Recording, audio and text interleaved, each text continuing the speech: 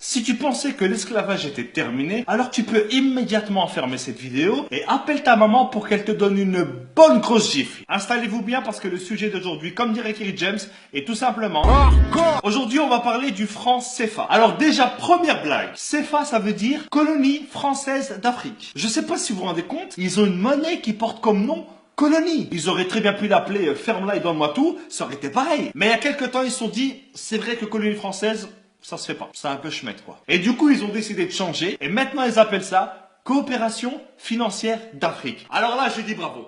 Là, je dis bravo. Là, c'est excellent, c'est excellent. Je pense que ce changement, ça a été le plus gros jeu de t'emmerde de l'histoire. Non, mais parce que changer uniquement le nom d'un truc pareil, ça sert à rien. C'est comme si moi, demain, je m'appelle Jean-Marc. Mais même si je m'appelle Jean-Marc, mon visage, lui, il te donnera toujours envie d'appeler la police. Donc cette monnaie, elle est utilisée dans 14 pays, pour plus de 100 millions d'habitants. Et devinez où est-ce qu'on imprime les billets? En France. Donc la France, à elle toute seule, dans 2 villages paumés que personne ne connaît, fabrique une monnaie dont dépendent 100 millions de personnes. Donc si demain, Jean-Jacques le Révolté avec ses copains, ils font grève, parce qu'en France, la grève, c'est limite une religion, eh ben t'auras 100 millions de personnes qui seront peut-être dans la merde. Mais attends, c'est pas tout. Les pays qui utilisent le franc CFA, ce sont les seuls pays au monde qui payent un impôt à un autre pays. Chaque année, ils sont obligés de donner 50% au trésor public français. Déjà que la France, elle exploite à fond et depuis des années les ressources de ces pays. Et en plus, ils doivent donner la moitié de ce qu'ils gagnent à des mecs qui n'ont même pas levé le petit doigt. C'est comme si tu venais chez moi, que tu me volais tous mes meubles et que en plus tous les mois je dois te donner la moitié de mon salaire. Sans parler du fait que hier soir tu avais déjà cambriolé mes grands-parents. Il y a 3 banques centrales africaines qui gèrent l'économie et la vie de millions de personnes. Et devinez qui est-ce qui a un droit de veto dans chacune de ces banques? Ça sera la France. Donc si un jour un pays comme le Mali décide d'emprunter de l'argent à une de ces banques pour faire un pont pour son peuple, et ben à ce moment-là il y a un mec qui vient du fin fond de Roubaix, que personne ne connaît,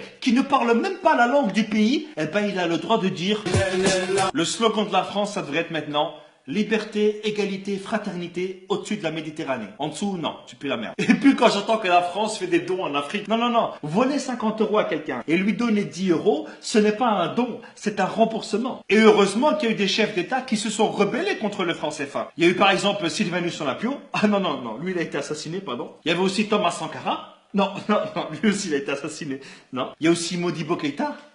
Non, non, non, lui il est mort en prison, pardon. Je crois que je vais arrêter là. Récemment, François Hollande est allé à Bamako. Et je pense que sur une échelle de 1 à 20 sur le manque de respect, je pense qu'on doit être à 1000 ou à 2000. Regardez. Cher Président, cher Ibrahim, j'ai été très sensible aux mots que tu as bien voulu prononcer. Alors déjà, depuis quand est-ce qu'on appelle un président par son prénom? Et depuis quand est-ce qu'on tutoie un président? Mais c'est quoi ce manque de respect? Tu crois que c'est ton fils? Mais bon, pas grave, regardez la suite. Quand la France est en Afrique, elle ne cherche pas à exercer une influence.